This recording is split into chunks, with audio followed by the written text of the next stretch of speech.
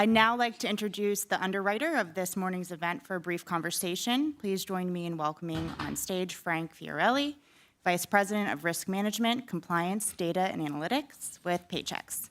Joining Frank on stage is Gene Marks, a business and technology columnist for a number of publications, including The Hill. Gene, over to you. Thank you. Morning, everybody. So we were told Frank and I have about an hour to talk. Is that okay? We'll just kind of go on and on. It's completely fine. No, we'll keep this to the point. We've got about 10 minutes to have a discussion here. And Frank, I'm glad that you're joining me here to talk about the future of work. Paychex is just releasing today a big report about the future of work, and it impacts companies both big and small. Not only some of the changes that are going on in the workplace, but also some of the things that we as employers need to know. I do write for The Hill, but I also I run my own company outside of Philadelphia. We have about 12 employees, and we are constantly grappling with the issues of dealing with our employees and finding employees as well. So as a business owner myself, I have a lot of concerns about stuff I should be thinking about and doing over the next few years. So before we even start on that, Paychex is responsible for, like, I forget the numbers, like 1 out of every 12. 1 out of 12, correct. Yeah, 1 in 12. Paychex pays 1 out, no, I'm just kidding. They don't actually pay these people, but those people are run through your systems. I mean, Paychex is a payroll and an HR compliance company. So there's a lot of data that your company has about employment and workers in 2019. So let's talk about that a little bit. We're in, it seems like things are going pretty good for small businesses and medium-sized companies. What are your clients telling you? How are things out there? Yeah, so good morning, everybody. And Paychex is thrilled to sponsor the future of work, which is a really interesting and great topic. And, it's interesting. If I had to describe it, I would describe it as Groundhog Day, the movie, right? It's interesting. When we look at our data every month, things don't change much. There's not much volatility in that.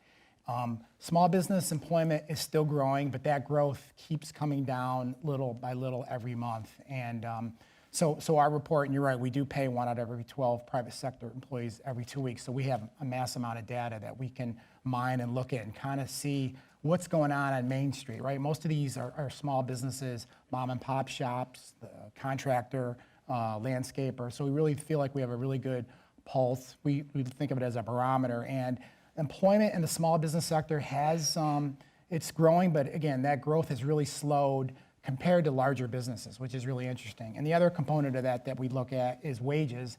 And wages are increasing, wages are up nicely, but really they're up in what we call our first quintile, which is that low wage, the hospitality sector, kind of the restaurant sector. And then there you're seeing growth of 4.5%. And we think a lot of that has to do with minimum wage. But the overarching topic that you've already heard about today is that small businesses are having a difficult time finding and retaining employees.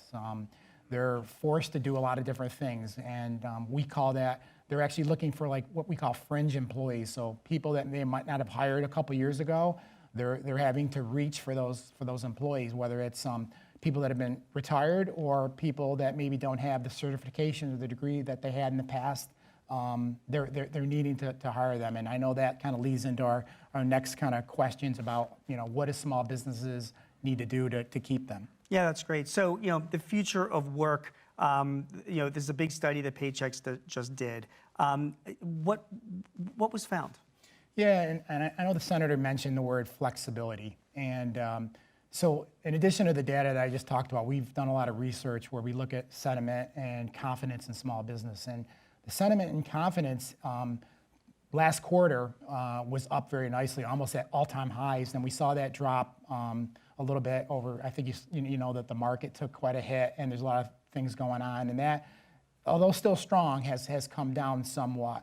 And so what this survey is really saying is employees, they want flexibility, which is, kind of obvious. But this study also shows that there's things you need to keep in mind regarding demographics, right? So the millennials now are the largest generation in the workforce in Gen X, and they want to be serviced. They want things different than maybe the baby boomers. So there's a lot of stuff came out of that regarding like just flexibility and automation, technology, mobility, right, and kind of workplace environment. Yeah, it's funny. So we talk about flexibility. You guys must see this as well. I mean, it is, the millennial generation, the 18 to 35-year-olds, they make up like half the workforce now. Yep. And how dare these people? They want more time to spend with their families, right? They want more ability to have a more balanced life. I mean, what are these people possibly thinking? Somebody from my generation, it's unheard of.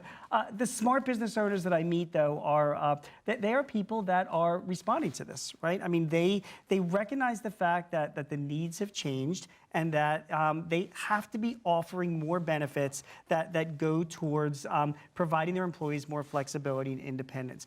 What kind of benefits are they, Frank? What do you see? Yeah, so I think one of the key things at Paychex, we've listened to our clients and the employees of our clients, and one of the big things I'll pull it out is, well, I can't pull it out, is your cell phone, right? Mobility, right. And we've really built a lot of applications to be able to be what we call mobile first, right? And our survey says, I think just a few years ago, clients and employees basically, it was like 15% used their cell phone for kind of service, and now it's almost 45%. So dramatically, they're using their cell phone, right? And that's the millennial generation. They want to use that to be able to do everything, whether it's check their 401k balance, check their pay stub. So I really think a lot of it has to be built around mobility, and they can do it home, right? Right. They can do it home wherever they want, and they don't have to go into the office. They don't have to be tied to a desktop. So really, the mobility is really a kind of a key theme. I also think it comes from the fact that this is a generation that has grown up on technology. I mean, my own kids just graduated college. I mean, these guys grew up on Twitter and Facebook. So they have an expectation of companies to be at a certain stage of sort of technological progress, And I think that's behind a lot of, really, the explosion of HR platforms that I'm seeing with a lot of small businesses around the country. I mean, Paychex is one of a number of companies that provides that. I get that. But I am seeing more and more companies offering these kinds of mobile platforms for their employees so that they can be independent and check on their information. Yeah, exactly. And I kind of talked about that, the point about attracting and retaining talent. And, again, a good example of that is, we just have a deal with Indeed where, it's embedded right into our systems as they try to search and find and recruit employees. And then the other point is technology. I know we're running low here in time, but technology, we've talked about AI already this morning, and machine learning and machine automation. And again, lots of things going on in that area with chatbots and self-service. And what's really interesting is this stuff, when you have a lot of data and a lot of transactions, you can make these algorithms even better, and to where we're, at some point in time, we'll even try to predict what employees of clients want to do and do it before they even do it for themselves. We talk about AI, Frank, so there are a bunch of technology companies now that are introducing AI, artificial intelligence-driven applications that are helping employers during the recruitment and the interview process. And these things are, I mean, as creepy as it sounds, are literally reading facial recognition to determine, how prospective employees are answering questions, whether they're being, honest or not in those answers. They're providing, automatic chats and questions depending on the questions and answers that these employees are given. They are helping the employers make those kinds of choices. Where do you see all of that going, Frank, in the next? We're talking about the future of work. Yeah. So how do you see this stuff impacting employers' decision to find people? Yeah, that's a great question. I think when you hear about AI and machine learning and automation, all that stuff, a lot of that up to this point is really about making kind of existing processes and things better or more efficient. I think there's this another leading frontier to where it's really going to disrupt the whole environment, where things we didn't even think about right now are going to be in play and disrupt the industry. So I think, there's obviously the speech, right? Right. Where at some point you say, run my payroll, or, give me my 401k balance, to, wearable technology, where that stuff is going. So I think it's really around those themes and those areas right now, and things we probably even thought about today will be quickly in place tomorrow. Fair enough. So the Future Work Study that's coming out today, again, just as wrapping up in the last minute that I have, guys, some things you want to think about if you're employing people, if you're a small business, if you're advising small businesses: mobility, paid time off, independence it is the number one issue on employees' minds and will continue to be for the future. Providing them with the technology and platforms, particularly mobile applications, right, Frank, that will enable employees to get their data entry done wherever they are. They can update their contact information. They can check on their payroll. They can do what this is what employees are asking for. And as employers, we have a responsibility to provide that. And finally, keep your eye out for recruiting tools that are using like AI technology to help you interview and get, make better decisions as the employees that you're hiring, because I think that will have a big impact on the type of people that we hire. Any final words? Yeah, and again, it's all about what employees and businesses want, right? When they want it, how they want it, and where they want it. And I think that's what this technology does put in place. And again, another example, just to give you, is right now in our mobile app, you can actually 4 clicks to enroll in a 401k right now. It's very easy, very slick. A few years ago, it was very cumbersome to do that. So I think it's all around what we're hearing from, again, the new generation, millennials. All right, so the employees take advantage of this technology. It's increasing productivity, helping their employees, and cutting down on your costs. And remember, there will be another recession one day.